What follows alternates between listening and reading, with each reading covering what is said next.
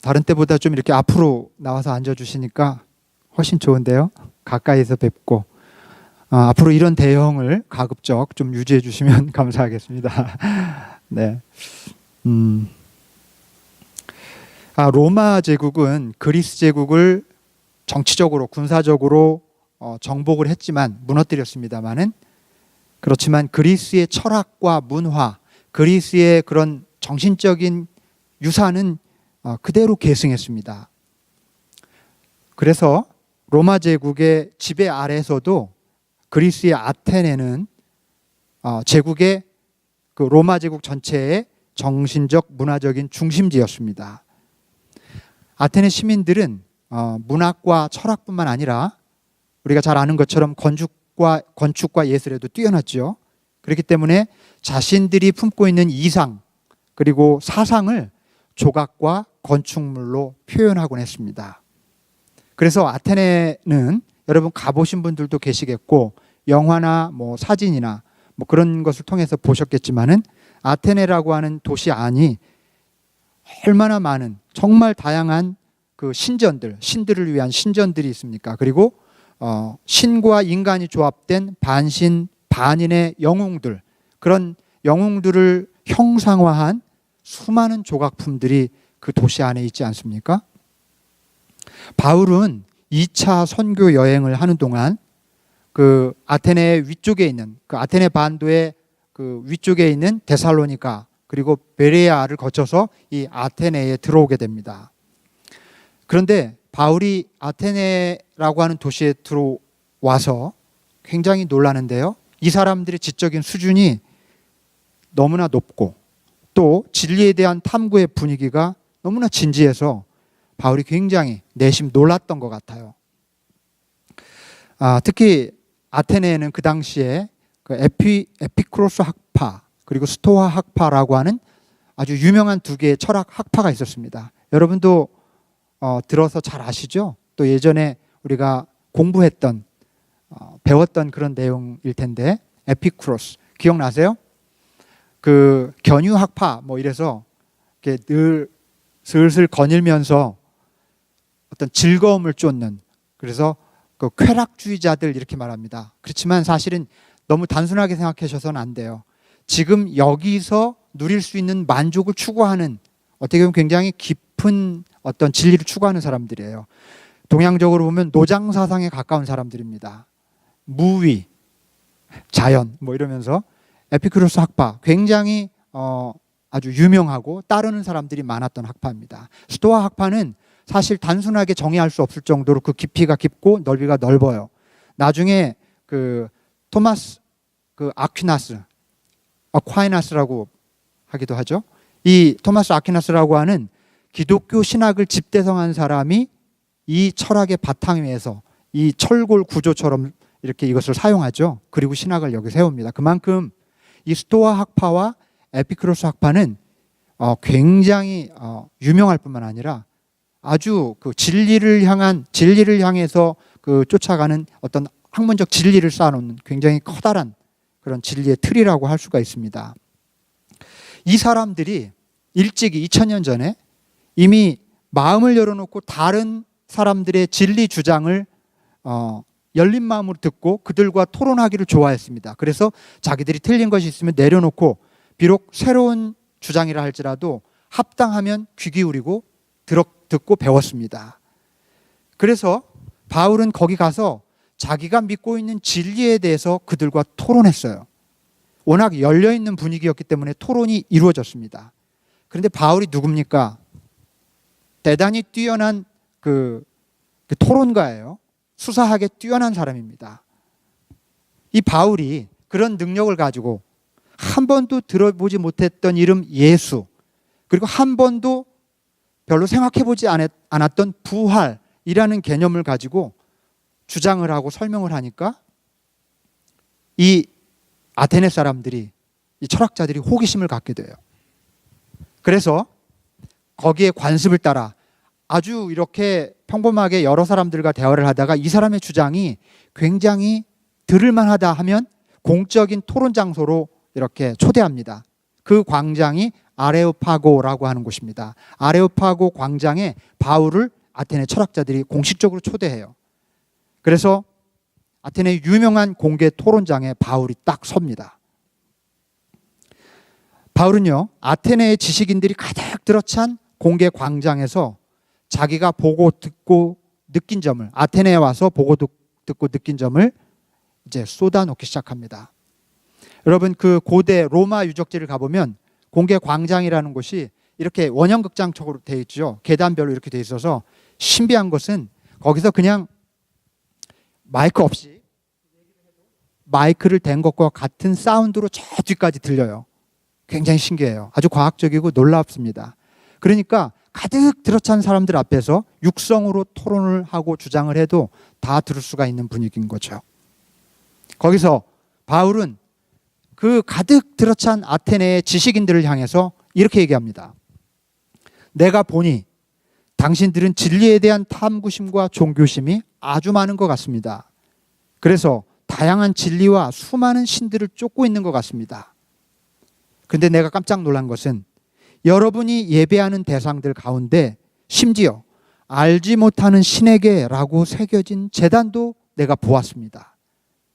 여러분들의 마음속에 신심은 있는데, 신에 대한 그런 신심은 있는데 예배하는 대상이 누구인지 알지도 못한 채 예배하고 있습니다.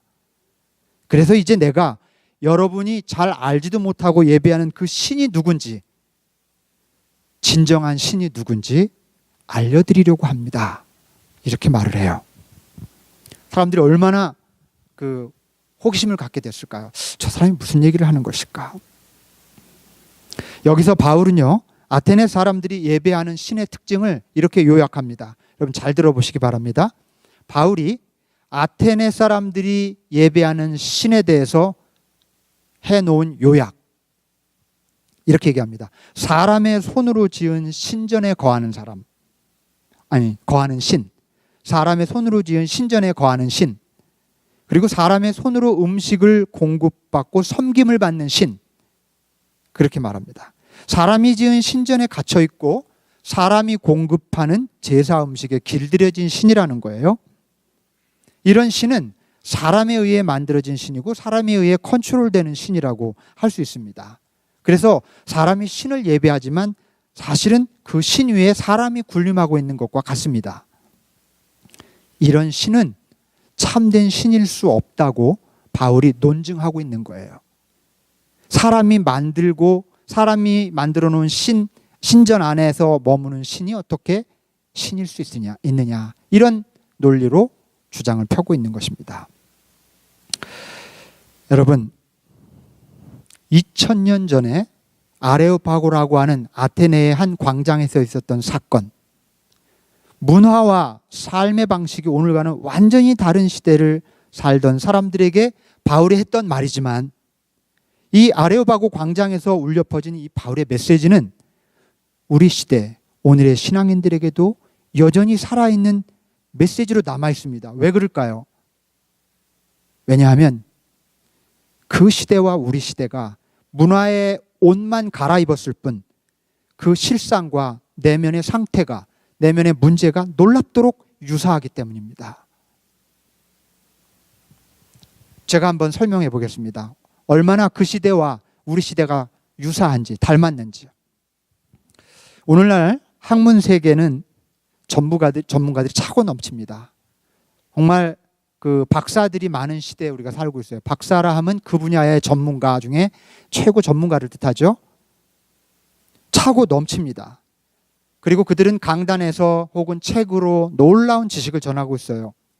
인간 이성의 눈을 뜬 그 17세기, 18세기 계몽주의라고 하죠. 그 시대 이후에 약 200~300년 동안, 이 200~300년의 역사를 거치는 동안 인류는 어마어마한 지식을 쌓게 됐어요. 짧은 수천 년, 수만 년의 인류 역사에 비하면 200~300년은 짧은 시간인데 비교할 수 없이 놀라운 지식을 축적했습니다. 그런데 그 기반 위에다가 겨우 한 50년 사이에 이 똑똑한 현대인들은 더 깊고 더 거대한 지식의 금자탑을 쌓아가고 있습니다. 정말로 놀라운 지식을 쌓고 있어요. 21세기의 과학과 지식의 아레오바고 광장에는 진리가 차고 넘칩니다. 그리고 그 진리를 탐구하며 쫓는 사람들도 가득 차 있습니다. 마치 2000년 전 아테네 아레오바고 광장에 가득 차 있는 그 지식인들, 그 똑똑한 사람들이 가득해 있었던 것처럼. 자, 오늘날 기독교를 포함해서 모든 종류의 제도 종교가 쇠퇴하고 있습니다. 이거는 거부할 수 없는 현상이에요. 사람들은 제도 종교의 관습과 전통, 의식에 더 이상 매력을 느끼지 않아요. 그런데 여러분 그거 아십니까? 그렇지만 사람들의 내면에 있는 영적인 갈망은 전혀 시들지 않았습니다. 다만 제도 종교가 시들어갈 뿐이죠.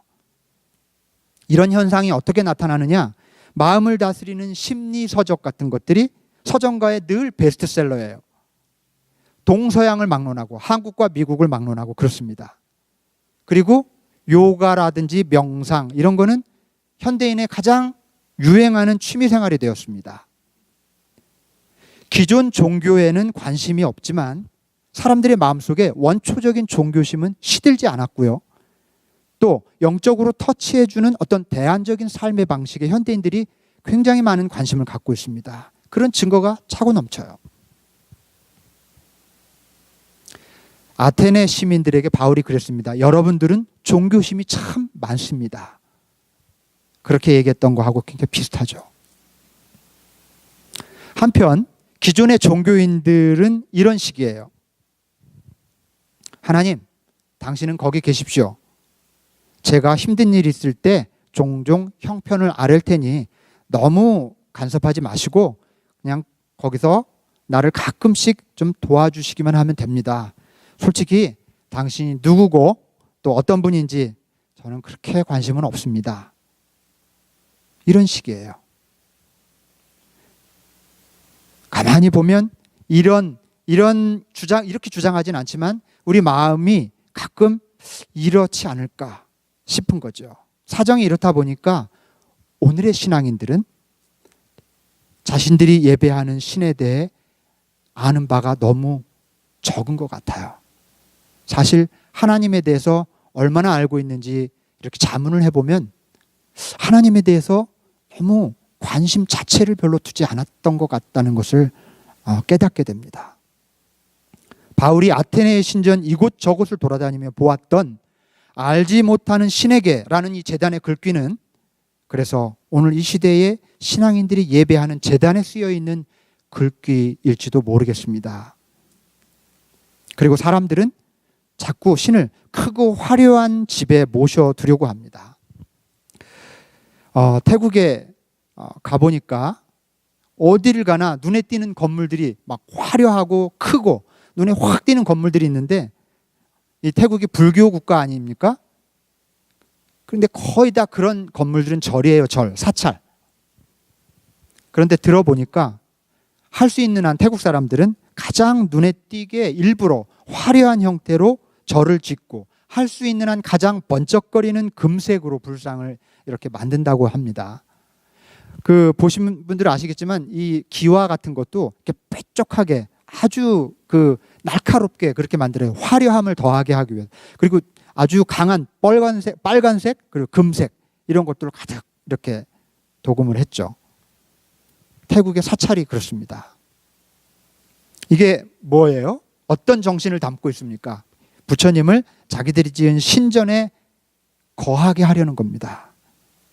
여러분 좀 아픈 말일지 모르겠지만 오늘날 교회들이 거대한 빌딩을 짓고 화려하게 예배당을 꾸미는 그 이면에 우리도 모르게 사실 비슷한 마인드가 자리하고 있을 수 있습니다. 하나님을 크고 화려한 성전에 모셔두려는 그런 마음, 그런 의도가 우리도 모르게 자리하고 있는 것일지도 모르겠어요. 여러분 어떻습니까? 현대인들의 모습이 아테네 사람들의 모습과 이렇게 좀 겹쳐 보이지 않습니까? 진리에 대한 탐구심과 종교심이 가득한 사람들, 알지 못하는 신에게 예배하는 사람들, 자기 손으로 지은 신전에 하나님을 모셔두고 자기 뜻대로 조정하려고 하는 사람들, 지금 우리의 현실이 2000년 전 바울의 시대와 크게 다르지 않은 것 같습니다. 바울은 그런 신은 참된 신이 아니며 또 그런 신앙은 참된 신앙이 아니라고 아레오파고 광장에서 외치고 있습니다. 그렇다고 하면 참된 신앙은 어떤 것일까요? 참된 하나님, 참된 신앙은 어떤 것일까요? 바울이 그런 신은 참 신앙이 아닙니다. 그런 신은 참 신이 아닙니다. 라고 주장했던 것을 들었다면 바울이 그렇다면 참된 신앙, 참된 신은 누구인가를 설명한 것에 귀를 기울여야겠죠. 바울은 아레오파고 광장에서 아테네 시민들을 향해서 그리고 이 시대를 살아가는 오늘 우리들을 향해서 참된 하나님은 어떤 분이며 그리고 참된 신앙이 무엇인지를 선포합니다. 우리는 바울의 그 의미심장한 메시지에 다시 한번 귀 기울일 필요가 있습니다. 오늘 우리가 함께 읽은 24절, 25절, 26절에 소개된 그 말씀을 제가 본문 그대로가 아니라 조금 우리가 이해하기 쉽도록 그렇게 요약해 보았습니다. 그것은 다음과 같습니다. 우리가 예배하는 참 하나님은 하늘과 땅의 주인이시고 우리가 예배하는 참 하나님은 사람에게 생명과 호흡을 주시는 분이며 우리가 예배하는 참 하나님은 사람이 살 시기와 거주할 지역, 그 지역의 경계를 정해놓으시는 분, 다시 말해서 우리에게 삶을 허락해 주시는 분이라는 것입니다. 더 이상 알지 못하는 신에게 예배하지 말고 이제 우리는 이 하나님을 예배해야 합니다. 바울이 한 말이 이것입니다. 24절, 25절, 26절에서 진리에 대한 탐구심과 종교심이 가득하지만 알지 못하는 신에게 예배하는 사람들, 자기 손으로 지은 신전에 하나님을 모셔두고 자기 뜻대로 주님을 믿는 사람들, 그들이 알아야 할 하나님, 참 하나님은 하늘과 땅의 주인이시고 우리에게 생명과 호흡을 주시는 분이며 우리 삶의 주관자시라는 것입니다. 이것이 하나님이 이 세상의 주인이시라는 뜻이며 이것은 우리 생명과 삶의 주인이라는 뜻이죠. 하나님이 우리의 처음과 나중이요 시작과 끝이라는 뜻입니다. 여러분, 그래서 우리가 이것을 익숙하게 알고 있는 말씀이지만 다시 한번 좀 묵상하고 새기기 위해서 이 말씀을 좀 여러분들이 기억하셨으면 좋겠습니다. 우리가 알고 있는 하나님 혹은 알지 못하는 하나님, 이제 그것에 대해서 잠시 내려놓고 바울이 우리에게 소개하는 참 하나님이 누구신지 다시 한번 우리 입으로 한번 고백해 봅시다. 한번 여러분 따라해 보실 수 있길 바랍니다. 우리 하나님은 하늘과 땅의 주인이십니다. 우리 하나님은 우리의 생명과 호흡을 주시는 분입니다. 우리 하나님은 내 삶의 주관자이십니다.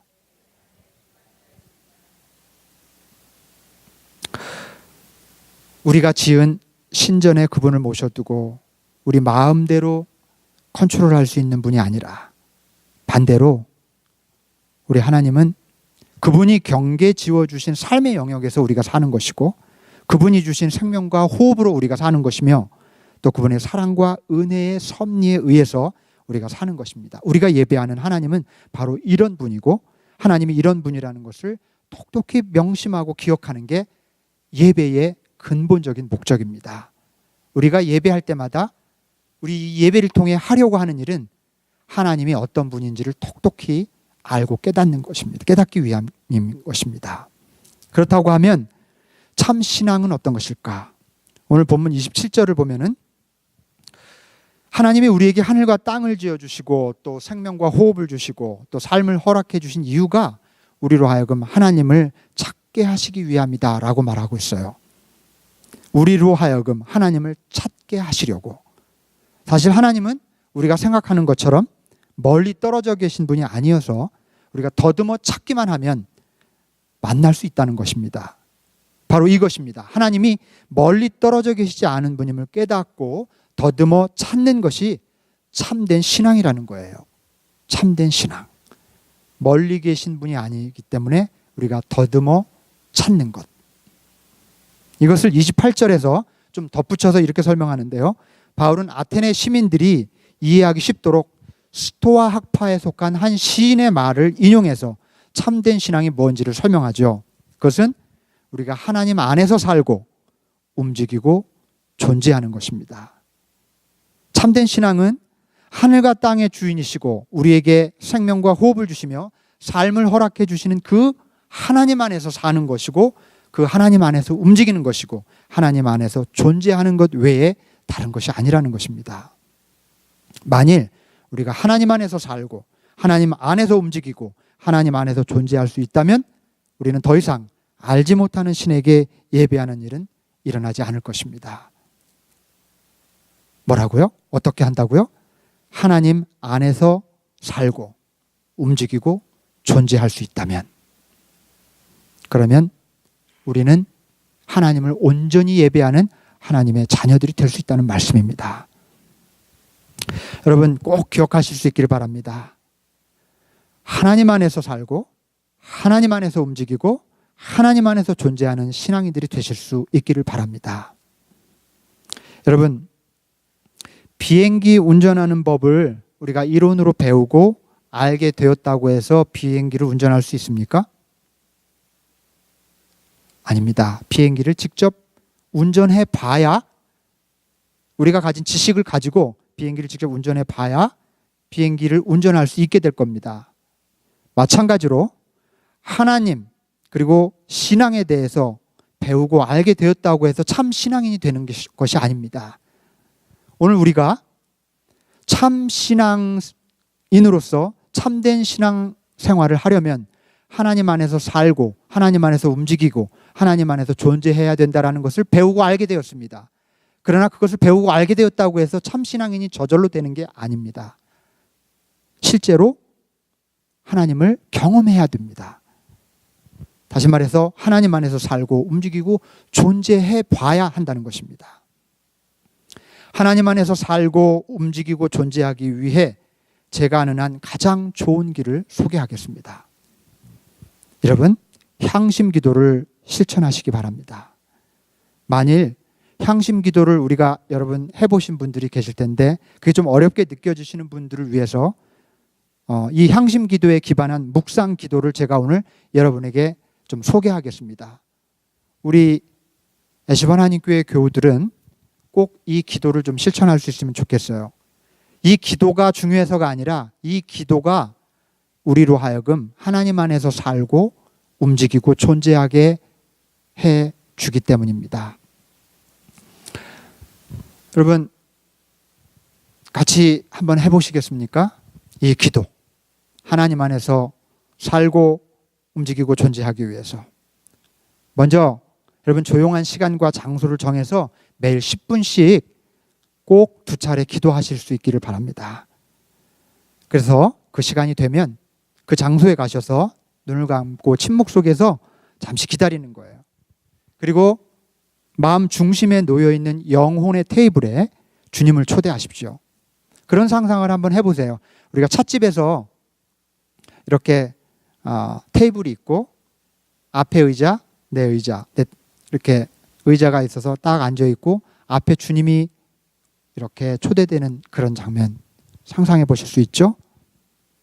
그리고 주님이 내 앞에 오셔서 앉아 계시다고 생각을 하고 그리고 주님께 지금 현재 여러분의 상태를 조용히 나직하게 천천히 아뢰입니다.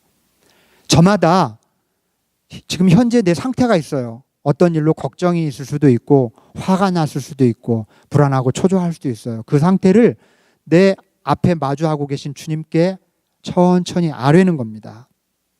그리고 나서 침묵하세요. 그리고 그저 주님 앞에 가만히 앉아 계시되 주님이 내 앞에 계시다는 사실을 절대 잊지 않는 겁니다. 여기까지 어렵지 않으시죠? 여러분 저희 집에는요 마루에 그 소파 말고 이쪽에 테이블이 하나 있어요. 테이블과 그 두 개 마주 보고 있는 테이블이 있는데 그런 테이블을 마련할 수 있으면 참 좋을 거예요. 제가 아주 그것을 잘 활용하는데 거기에 앉을 때마다 기도하는 거예요. 거기에 앉아서 눈을 감고 있으면 주님이 그 앞에 앉아 있는 것을 상상합니다. 그러면 조용히 그분께 아뢰요.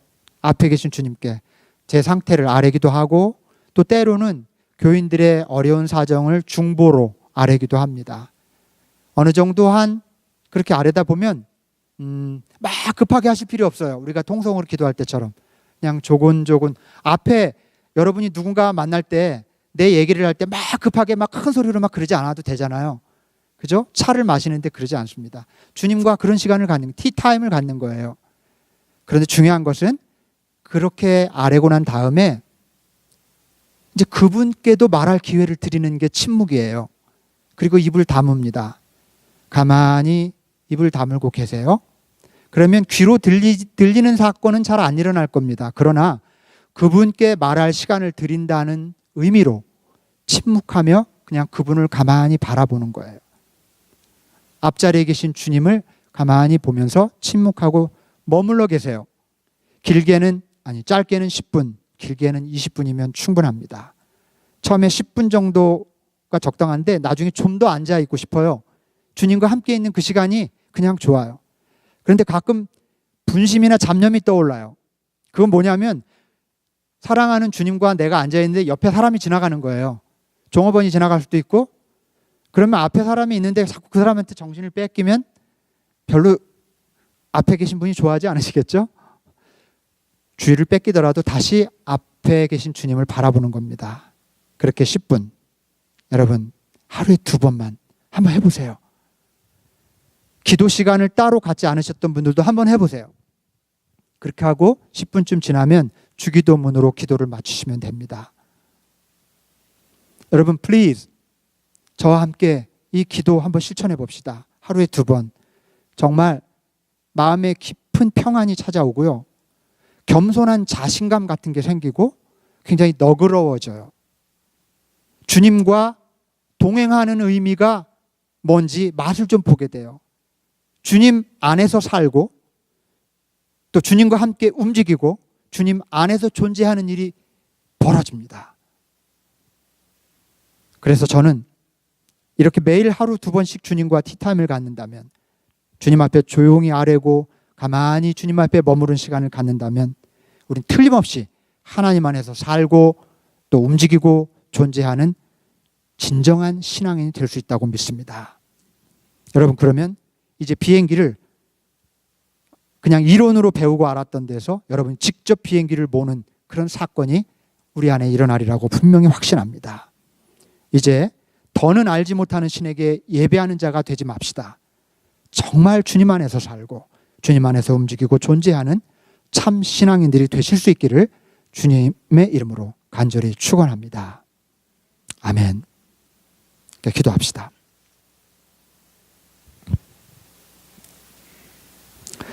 하나님 아버지, 2000년 전 아레오바고 광장에서 바울이 직면했던 그 똑똑하고 그리고 정말 많은 지식을 알고 있는 아테네 시민들, 종교심이 많고 또 세련되었던 그 사람들, 그러나 알지 못하는 신에게 예배하며 자신들이 지은 신전에 모셔둔 신을 예배하는 그런 모순 가운데 살았던 그들의 모습이 마치 우리 시대의 현대인들의 모습 같고 때로는 우리들의 모습처럼 또 반영되기도 합니다. 아버지여, 그들을 향해서 바울이 선언했던 말씀처럼 우리가 진정한 신, 알지 못하는 신이 아니라 참으로 우리가 아는 그 하나님께 예배하는 자가 되기를 원합니다. 하나님 안에서 살고 움직이고 존재할 수 있는 그런 주님의 자녀들이 되게 하여 주시옵소서. 말로만이 아니라 듣고 이해하는 것에서 그치지 말고 우리 삶 가운데서 날마다 주님과 가까이 사귀며 동행하며 기도의 자리로 나아갈 때 우리 하나님께서 함께 하셔서 참된 신앙인들로 하나님께서 삼아주시고 저들을 그 자리로 이끌어 주시옵소서. 사랑하는 우리 에스본 한인교회 모든 교우들이 참된 신앙, 참 하나님을 아는 주님의 귀한 자녀들이 되도록 인도하여 주시옵소서. 우리 주 예수 그리스도의 이름으로 간절히 기도하옵나이다. 아멘.